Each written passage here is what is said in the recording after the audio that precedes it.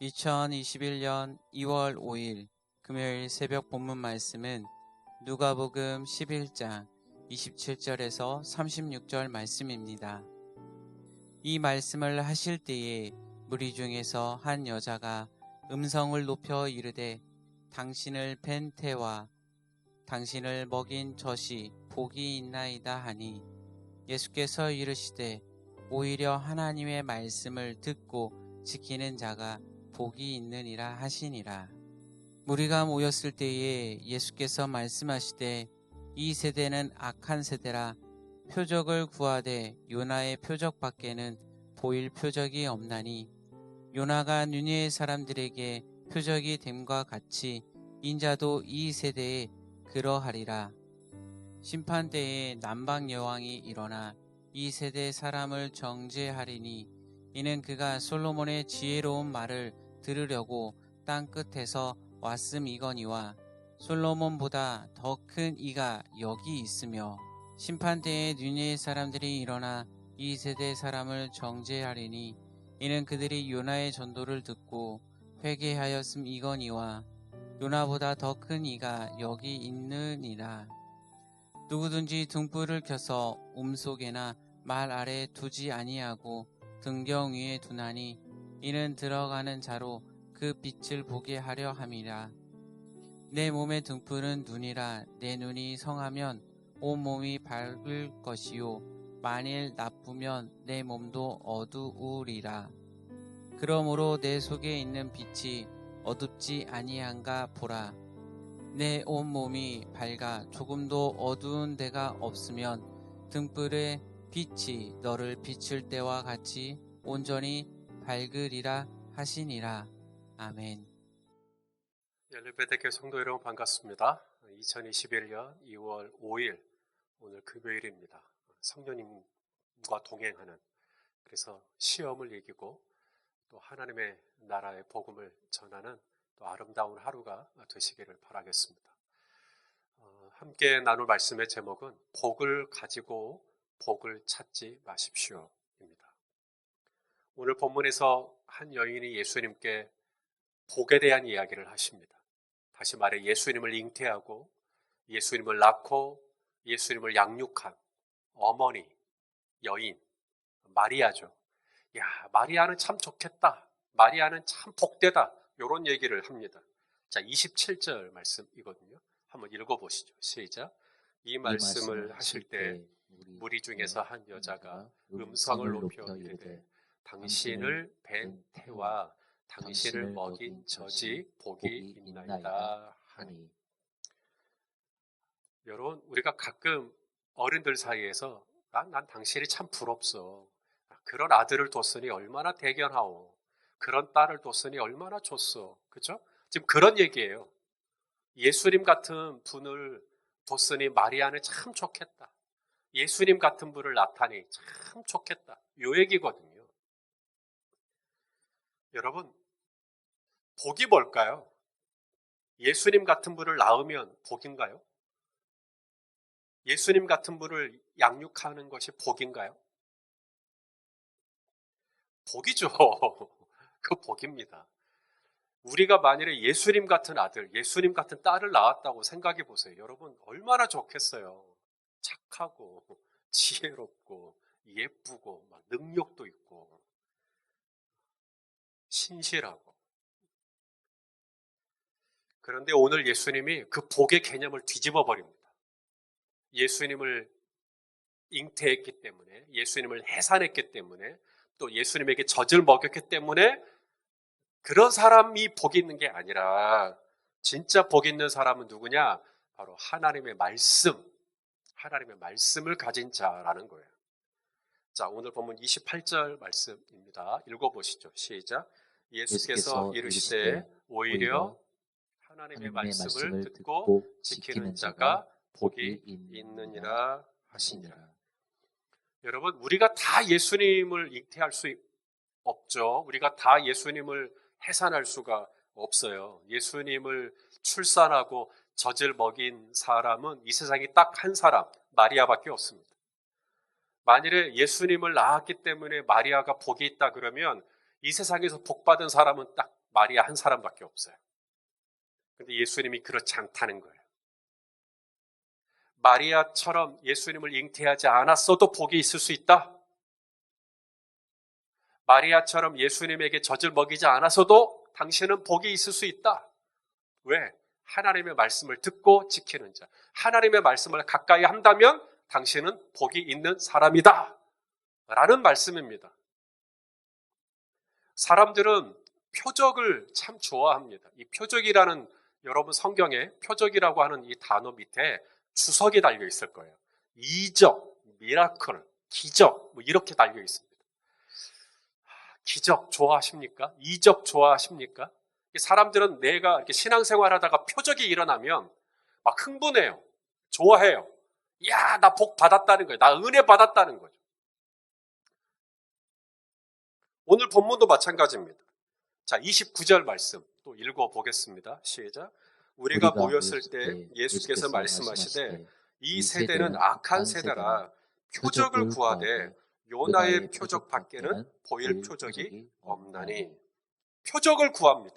왜요? 왜 표적을 구하느냐면 그게 복이라고 생각하니까.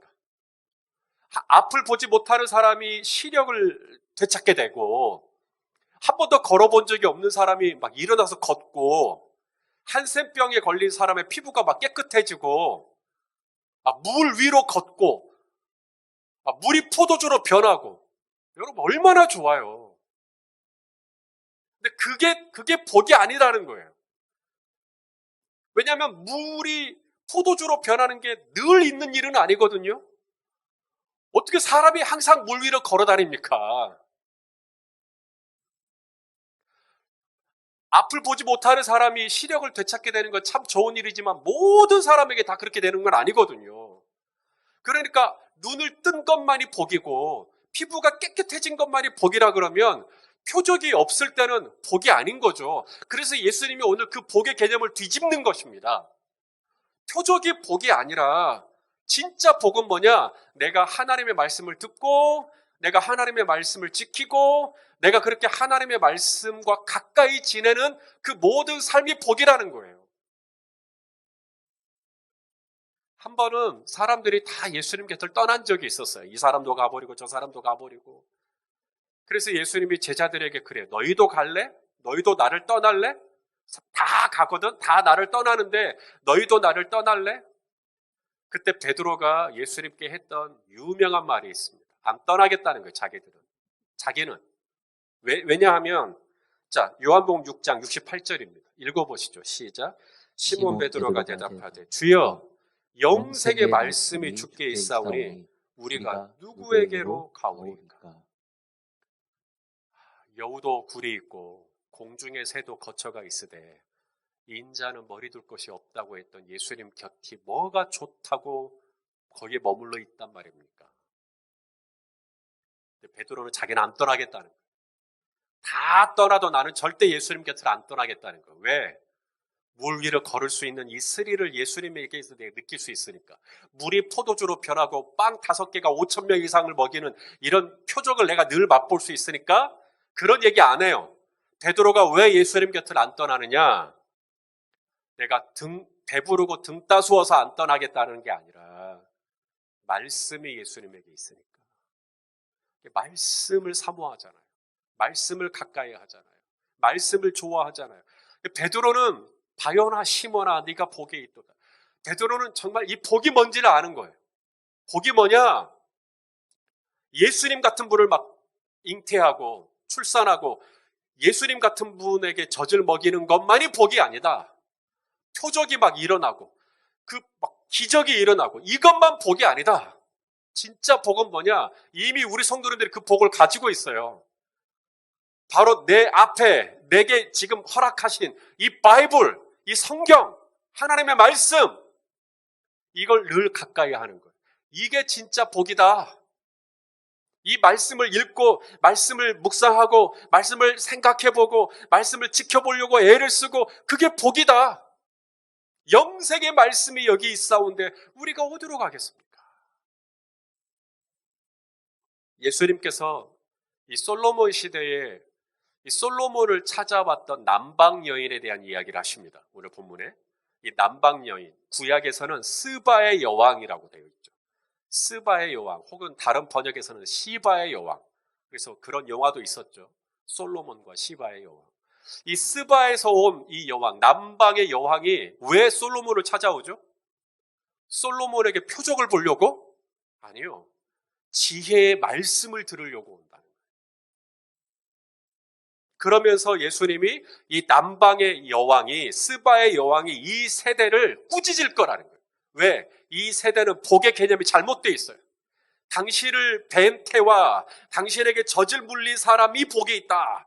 표적을 구하고 표적이 복이 있다고 말하는 이 세대를 꾸짖을 거라는 거예요. 왜? 남방의 여인은 지혜의 말씀, 이 말씀이 얼마나 좋은지를 알고 있는 여인이기 때문에 표적이 복인 줄 알고 그런 짜릿한 어떤 신비한 체험만을 전부인 줄로 알고 그걸 추구하는 이 세대를 꾸짖을 거라는 거예요.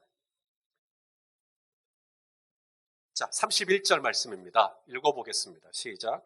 심판때에 남방 여인이 일어나 이 세대 사람을 정죄하리니 이는 그가 솔로몬의 지혜로운 말을 들으려고 땅 끝에서 왔음이거니와 솔로몬보다 더 큰 이가 여기 있으며. 자, 예수님이 어떤 분이라고요?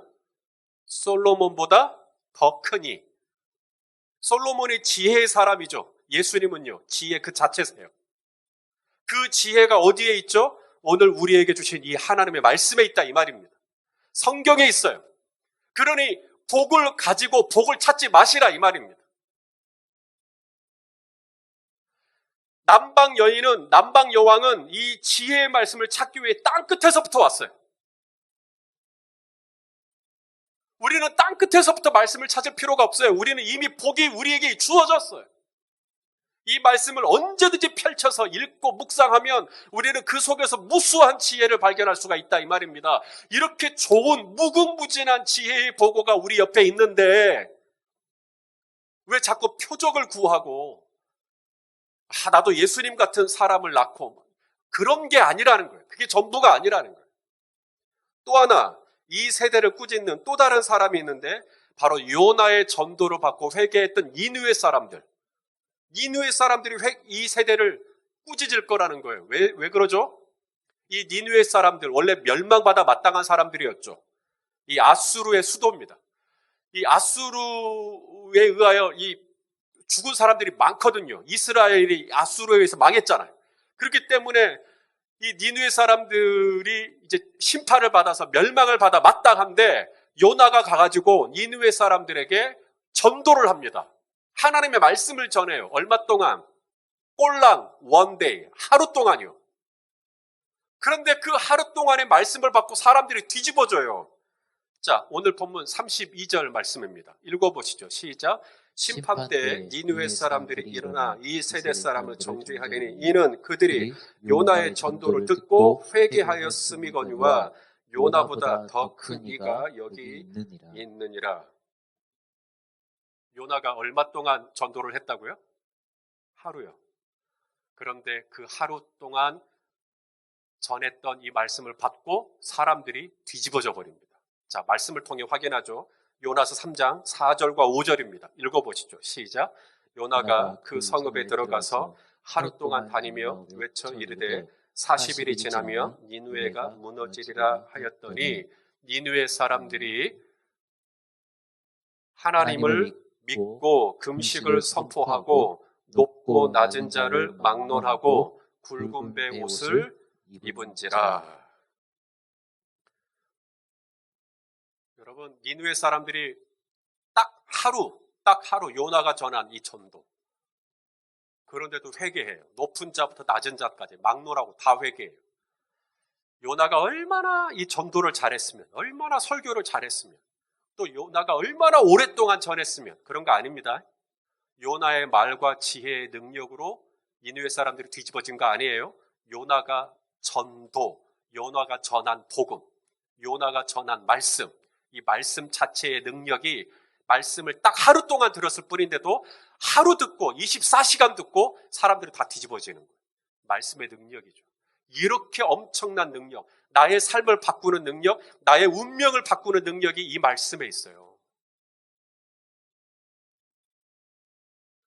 그런데 우리는 이 엄청난 복이 이미 우리에게 주셨는데 이걸 제쳐놓고 우리는 또 자꾸 표적을 구하고 뭔가 외형적인 걸 변하고 뭔가 이렇게 반짝반짝거리는 걸 원하고 전부 다 딴 데서 복을 찾고 있는 거예요.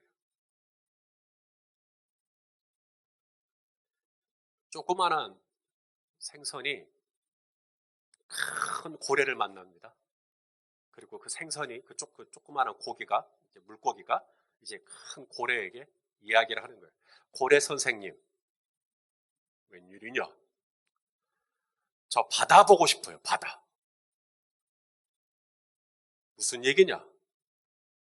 저 바다 보고 싶다고요.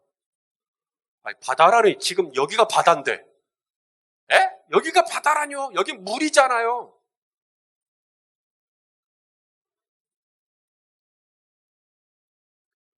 이미 바다가 옆에 있는데, 이미 바다에 살고 있는데, 내가 살고 있는, 지금 내가 가지고 있는 이 말씀은 물인 거예요. 물.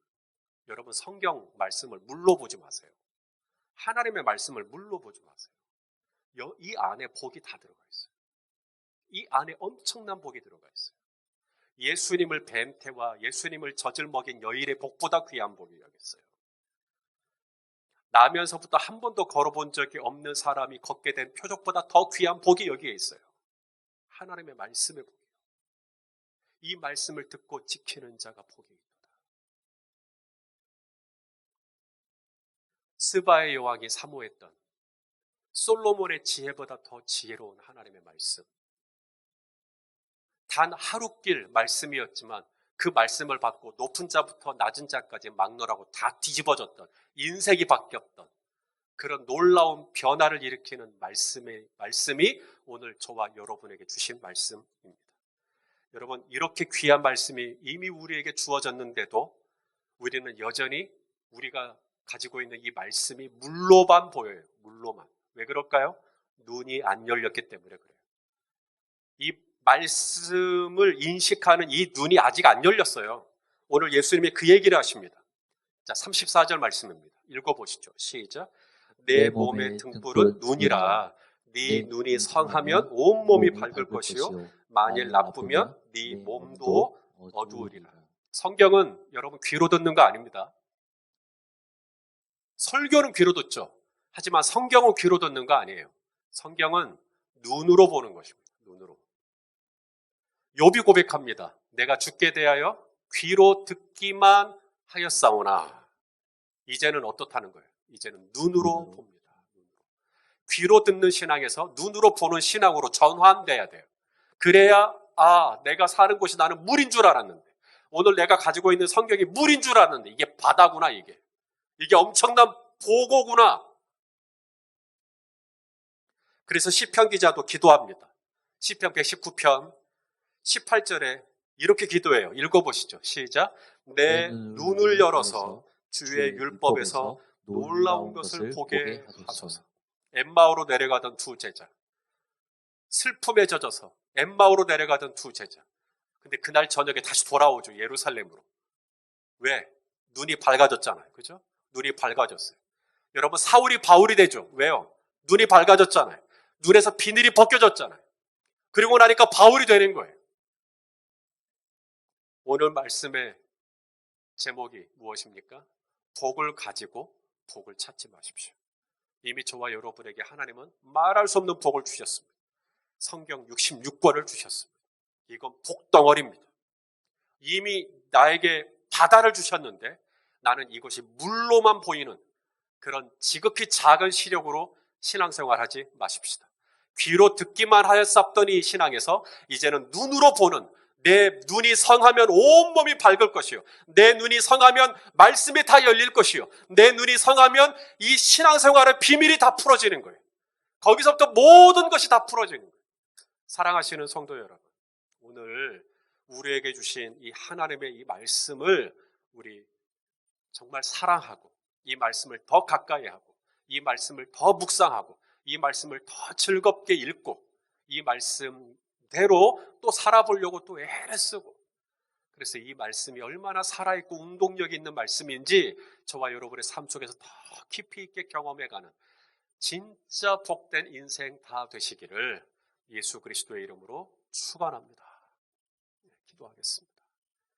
사랑하는 아버지 하나님, 우리에게 성경을 주신 것을 감사합니다. 우리에게 말씀을 주신 것을 감사합니다.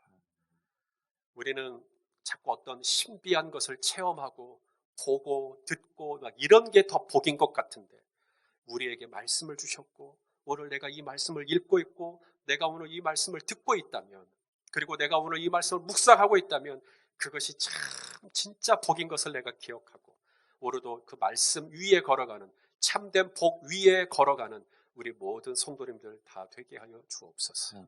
예수 그리스도의 이름으로 기도하옵나이다. 아멘.